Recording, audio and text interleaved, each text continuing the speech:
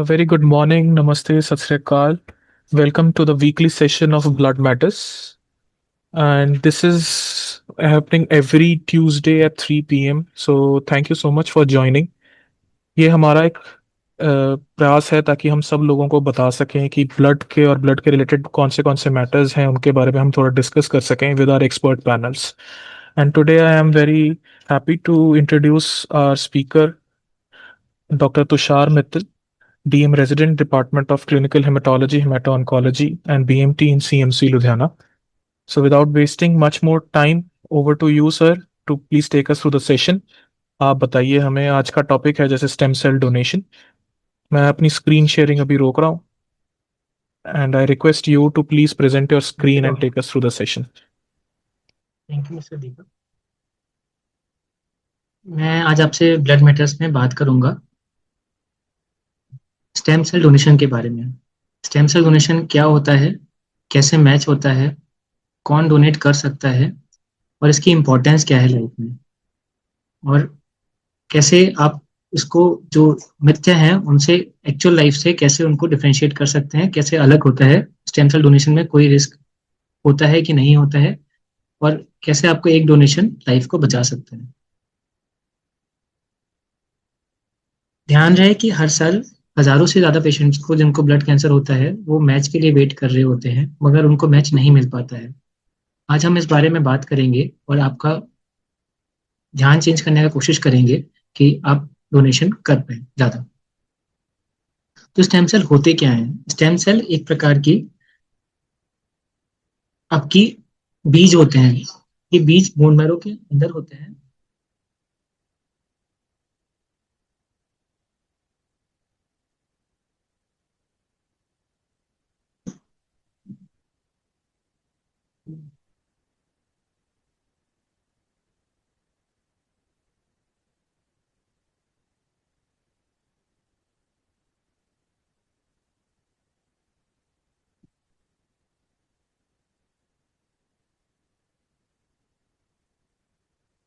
Stem cell एक प्रकार के बीज होते हैं जो कि आपके बोन मैरो के अंदर होते हैं। इनसे सारे सेल आपके बनते हैं और यही आपके सेल्स आपके सफेद सेल होते हैं जो कि आपके इन्फेक्शन से लड़ने की ताकत देते हैं।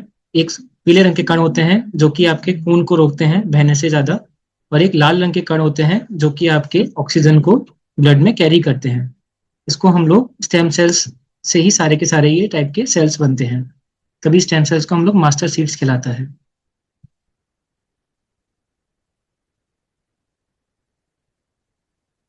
एक स्टेम सेल कम से कम 75 से ज्यादा बीमारियों को ट्रीटमेंट के लिए आपका इलाज करा जाता है। इसमें ना ही केवल ब्लड कैंसर बल्कि आपके और प्रकार के बीमारी जैसे कि आपके स्टोरेज डिसऑर्डर, जिसमें कि आपके लिवर या स्प्लीन में कुछ सेल जमने लग जाते हैं, या कुछ ब्रेन की बीमारी जैसे कि मल्टीपल स्क्लेरोसिस, इन सब के लिए भी स्टेम सेल डोनेशन से ट्रांसप्लांट बोन मैरो करते हैं।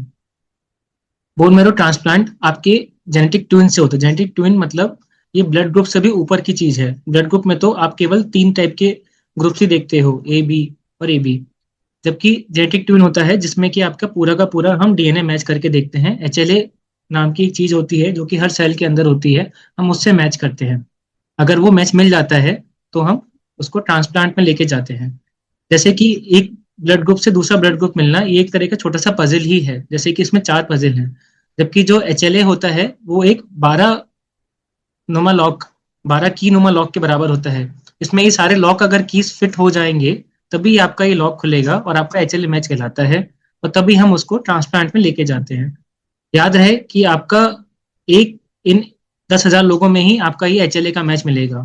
सो अगर आपका HLA मैच मिल रहा है तो यानी कि आप बहुत भाग्यवान है उस पर्सन के लिए जिसके लिए आपका मैच मिल रहा है, और याद रहे कि आप ही उस पेशेंट का फिर लाइफ सेव कर सकते हैं। क्या आप मैच बन सकते हैं? इसके लिए बहुत बेसलाइन चीजें चाहिए होती हैं, जैसे कि एक तो आपकी एज 18 से 50 साल के बीच में रहे, आप हेल्दी हैं और आप डोनेशन चाहते हैं करना अपने स्टेम सेल्स का। कोई आपकी हिस्ट्री नहीं रही हो हार्ट डिजीज की, ना कोई लंग डिजीज की, ना कोई कैंसर, ना ही कोई आपके अंदर वायरस का पॉजिटिव आया हो जैसे कि HIV, हेपेटाइटिस बी, हेप सी पॉजिटिव हो। ये सारे अगर नहीं होंगे तो आप ट्रांसप्लांट के लिए अपने स्टेम सेल दे सकते हैं। जो पर्सन प्रेग्नेंट लेडीज हैं या नर्सिंग करा रहे हैं या किसी को कभी बहुत ज़्यादा बीमारी है ज़्यादा, या अभी रिसेंटली कहीं ट्रैवल करके आए हैं किसी इन्फेक्शन वाले एरिया में, वो लोग भी ट्रांसप्लांट कर देने के लिए अपना स्टेम सेल दे सकते हैं, मगर कुछ टाइम के बाद। तो वो लोग भी ऐसे नहीं है कि परमानेंटली उनको हम मना करते हैं, वो भी थोड़े टाइम में दे सकते हैं। तो ट्रांसप्लांट करने का पहला आपका स्टेम सेल देने के लिए आपका पहला जो प्रोसीजर होता है वो होता है मैचिंग कराना। मैचिंग कराने के लिए क्या होगा, पहले हम आपका टेस्ट करते हैं। टेस्ट करने के लिए एक चीक से स्वैब लेते हैं, चीक माने कि गाल से अंदर से स्वैब लिया जाता है। ये स्वैब आपका काफी सारी हमारे यहाँ रजिस्ट्रीज होती हैं, जैसे कि दात्री है, डीकेएमएस है, ये एक फ्री स्वैब पैकेज भी प्रोवाइड करती हैं। आप अपने घर पे भी इसको ऑर्डर कर सकते हो, या फिर आप आसपास कोई सेंटर है, जैसे कि यहाँ पे हमारा सीएमसी लुधियाना है, यहाँ आके भी आप वो सैंपल दे सकते हैं। वो सैंपल उसके बाद रजिस्ट्री में भेजा जाता है मैचिंग करने के लिए।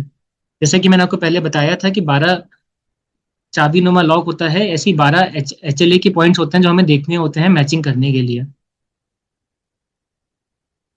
अभी ये मैचिंग करने के बाद अगर आपका मैच आ जाता है तो डोनेशन हम स्टेम सेल्स का कैसे करते हैं। स्टेम सेल्स का डोनेशन दो प्रकार से हो सकता है, या तो आप हमारे खून से ही स्टेम सेल ले ली जाए, तो जरूरी नहीं है स्टेम सेल आपके बोन मैरो से ही लिए जाएं। आपको एक बात बता दूं मैं कि 80 से 90% जो ट्रांसप्लांट करे जाते हैं उनमें स्टेम सेल खून से निकाला जाता है, जबकि केवल 10 से 20% लोगों में ही बोन मैरो का इस्तेमाल करा जाता है स्टेम सेल्स निकालने के लिए। खून से स्टेम सेल निकालना बहुत ही ओपीडी इजी प्रोसीजर है, ये ओपीडी पेशेंट में ही हो जाता है। हम लोग पेशेंट को एक इंजेक्शन लगाते हैं जो कि 5 दिन तक लगाया जाता है। उसके बाद उसका 5वें दिन उसको हम एडमिट करके उसके स्टेम सेल्स हम उसके ब्लड से निकाल लेते हैं। और ऐसा नहीं है कि उसको एडमिट होना पड़ेगा कुछ दिन के लिए, ऐसा कुछ भी नहीं है। वो शाम को अपने घर जा सकता है और अगले दिन से अपने काम पे भी जा सकता है। जो बोन मैरो का प्रोसीजर होता है ये एक इन पेशेंट प्रोसीजर है। इन पेशेंट का माने कि पेशेंट को हम पहले भर्ती करेंगे, भर्ती करके उसको बेहोशी का इंजेक्शन देंगे, और फिर हम स्टेम सेल निकालते हैं। ये जो स्टेम सेल निकाले जाते हैं ये आपके हड्डी से निकाले जाते हैं, कूल्हे की हड्डी से। तो आपको एक बात बता दूं कि इसमें कोई भी स्पाइन को हम टच भी नहीं करते, स्पाइन से बहुत दूर होता है कूल्हे का हड्डी, वहां से स्टेम सेल निकालते हैं और फिर उसको हम स्टोर करते हैं। इस केस में जब आपका बोन मैरो से निकाला जाता है तो उसमें कोई इंजेक्शन नहीं दिया जाता है, और पेशेंट जो है वो 1-2 दिन में फिर से अपने काम पे जा सकता है। सो अगर हम खून वाले इंजेक्शन की बात करते हैं जिसे हम खून से निकालते हैं आपके, उस केस में हम 4 से 5 दिन का इंजेक्शन लगाते हैं, फिर आपका डोनेशन होता है, फिर आपके स्टेम सेल्स को हम स्टोर करके और उनको भेज देते हैं रजिस्ट्री में, और रिकवरी आपके पेशेंट के अगले दिन ही हो जाती है। आपके नॉर्मल सेल्स भी आ जाएंगे वापस 2 से 4 हफ्तों के अंदर। सो ऐसा लोग बोलते हैं कि परमानेंट वीकनेस हो जाती है, तो आज को बता दूं ऐसा कुछ परमानेंट वीकनेस नहीं होती है। 100% सेल्स आपके जनरेट कर जाते हैं दोबारा से, जितने भी आप सेल निकाले जाते हो। तो उसमें कुछ घबराने वाली बात नहीं है कि आपके सेल कुछ कम हो जाएंगे या आपकी कुछ इम्यूनिटी कम हो जाएगी। ऐसा बोला गया है कि स्पाइनल सर्जरी करनी पड़ती है स्टेम सेल निकालने के लिए, ये भी बिल्कुल गलत बात है। स्पाइन को टच भी नहीं करते हैं, केवल आपके यहाँ तो वेन से हम ब्लड से निकालेंगे अगर स्टेम सेल निकालने हैं, या फिर आपका कूल्हे की हड्डी से निकाले जाते हैं। फिर ऐसा बोला गया कि आपका डोनर का पैसा लगेगा, जो डोनेट करने जाएगा उसको पैसे देने पड़ेंगे, तो ये भी बिल्कुल गलत बात है। ये रजिस्ट्रेशन और डोनेशन पूरा 100% फ्री होता है। आपका रहने का, खाने का सारा रजिस्ट्री उठाती है, उसमें आपको एक नया पैसा नहीं देना होता। और ऐसा बोला जाता है कि मैच बहुत इजीली मिल जाता है, तो ये बात ही बिल्कुल गलत है। एक 10 लाख में से केवल एक इंसान को ही आपके मैच मिलता है, तो हमें मिलियंस चाहिए होते हैं, कई लाख। आपको अगर आप देते हो एचएल तो कई जाके लोगों का मैच मिलता है। फिर ऐसा बताया गया कि आपको अपनी सिटी में ही डोनेट करना पड़ेगा, ये भी बिल्कुल यहाँ आप किसी और सिटी में जाके डोनेट नहीं कर सकते, तो ये भी गलत है। आप लोकली डोनेट कर सकते हो, और वो स्टेम सेल्स आपके फिर ग्लोबली ट्रांसपोर्ट करे जाते हैं वाया प्लेन और वाया एनी अदर मीन। और अगर लोकल आपके वहाँ पे सेंटर नहीं है तो एस लाइक क्लोजेस्ट सेंटर जो होता है, जैसे हमारा सीएमसी लुधियाना भी है, तो यहाँ पे आके आप डोनेट कर सकते हो अगर एज पर द आपका मैच जो भी आता है।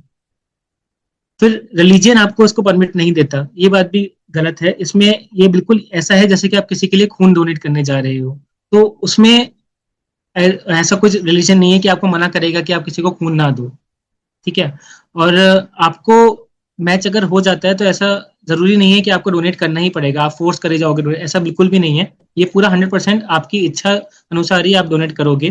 मगर हाँ, आपको एक बात याद रखी जाए कि अगर आप इस बात को मना कर देते हो तो वो किसी की लाइफ का सवाल हो सकता है। सो क्या ये स्टेम सेल डोनेशन प्रोसीजर दर्दनाक होता है, पेनफुल होता है? जी नहीं, बिल्कुल भी नहीं। जो आपके हम स्टेम सेल अगर आपके पेरिफेरल ब्लड से निकाले जाते हैं, यानी कि खून से निकालते हैं सुई लगा के उसमें, तो उसमें आपके हल्का सा पेन अगर होगा तो बोन और मसल पेन होता है, वो भी आप नॉर्मल पेन किलर क्रोसिन जो लेते हो उससे भी आपको आराम मिल जाता है। और ट्रांसप्लांट के लिए स्टेम सेल देने के एक दो दिन के अंदर ही आप जो है नॉर्मल भी बिहेव कर, मतलब नॉर्मल हो जाता है, कोई पेन नहीं रहता। जहां तक बात रही बोन मैरो से रिकवर होने की, तो बोन मैरो का पेन जो होता है वो पीछे हल्का सा लोकली रहता है, वो 2 से 7 दिन में वो भी रिकवर हो जाता है। और उसके लिए भी नॉर्मल पेन किलर क्रोसिन या पैरासिटामोल से काम चल जाता है, उसके लिए आपको कुछ एक्स्ट्रा एडमिट होने की रिक्वायरमेंट नहीं होती है। सो अगर मैं प्रोसीजर की बात करूं तो पहले आपका जब स्वैब ले लिया जाता है, उस स्वैब लेने के अ, जब लेने के कुछ टाइम के बाद जब आपका मैच मिल जाता है, उसके बाद आपका पेशेंट को हम सेलेक्ट करके रजिस्ट्री कॉल करेगी कि आपको हम एडमिट करेंगे या आपको ओपीडी बेसिस पे करेंगे। अगर आपका पेरिफेरल ब्लड से ही हमें स्टेम सेल निकालने हैं तो 5 दिन का इंजेक्शन लगेगा आपको, जिसकी वजह से आपके जो स्टेम सेल्स हैं वो आपके सारे के सारे ब्लड में आ जाएंगे बोन मैरो से। उसके बाद फिर हम आपका डोनेशन करते हैं, जो कि आपका एक आउट पेशेंट प्रोसीजर ही होता है, जिसमें पेशेंट स्टेम सेल डोनेट करके शाम तक डिस्चार्ज भी हो जाता है। ये जो एफेरेसिस होती है, एफेरेसिस का माने होता है कि ब्लड में से स्टेम सेल्स को निकालना और बाकी का बचा ब्लड बाकी पेशेंट में वापस रिटर्न कर देना। इससे स्टेम सेल जो कलेक्ट करते हैं उसको हम स्टोर करके रखते हैं और उसको फिर हम रजिस्ट्री में चले जाते हैं। ये पूरा प्रोसीजर 4 से 8 घंटे का है होता है, और इसमें आप आराम से टीवी भी देख सकते हो, कोई बुक पढ़ना है बुक पढ़ सकते हो, उसमें आप कुछ भी रूटीन काम कर सकते हो। उसके लिए आपको कुछ स्पेशल काम अलग से नहीं करना होता। सो क्या आप लोग रेडी हैं किसी के लिए क्योर बनने के लिए, स्टेम सेल देने के लिए? आपको एक बात मैं बता दूं कि 75% लोगों को डोनर की रिक्वायरमेंट होती है, यानी कि 1/4 लोग ही होते हैं जिनको कि अपनी फैमिली के अंदर उनका डोनर मिल जाता है, बाकी सारे लोगों को रजिस्ट्री के थ्रू ही डोनर मिलता है। सो पूरा मैच मिलने के लिए, डोनर को मिलने के लिए, इसलिए आपको सोचना पड़ेगा कितने सारे लोगों को अप्लाई करना पड़ेगा कि उनका मैच आ पाए किसी के लिए। सो फर्स्ट स्टेप होता है रजिस्ट्रेशन। अगर रजिस्ट्रेशन हो जाता है उसके बाद मैचिंग, मैचिंग मिल जाती है, फिर आपको डोनेट के लिए बुलाया जाता है।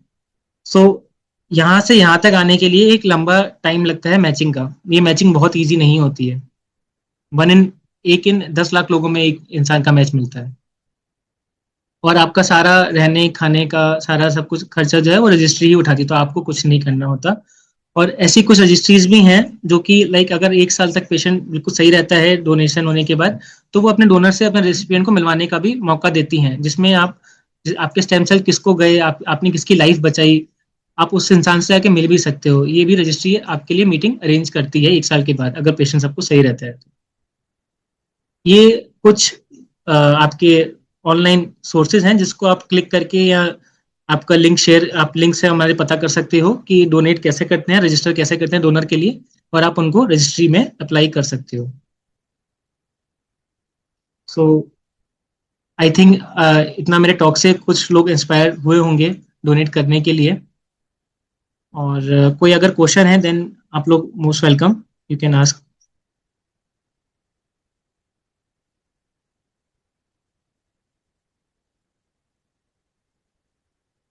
मैं ग्रुप में एक लिंक शेयर कर रहा हूँ इधर चैट में ही, जो डीकेएमएस और दात्री का वेबसाइट का लिंक है। तो कोई भी चाहता है डोनेट करने के लिए तो आप उस पर क्लिक करके उस पे आप रजिस्टर कर सकते हैं। तो हम जस्ट शेयरिंग।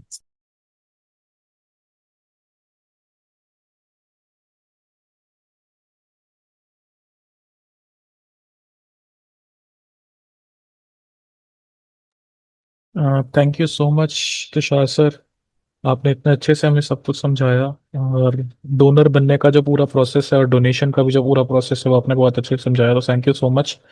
अगर किसी का भी कोई भी डाउट है so they can ask, doctor Tushar है। आप अपने क्वेश्चंस हमें भेज सकते हो। आप जिस तरीके से हम लोग इस बार मिले, हम अगली बार भी अगले ट्यूसडे भी मिलेंगे। सो उस टाइम तक आप अपने क्वेश्चंस भेज सकते हैं और हम आपके उसके आंसर्स भी भेज देंगे। So please register for the next sessions and join our WhatsApp community. And thank you so much, Tushar sir, once again for coming and explaining these topics to all of us. Thank you sir for arranging everything. Thank you. Thank you so much.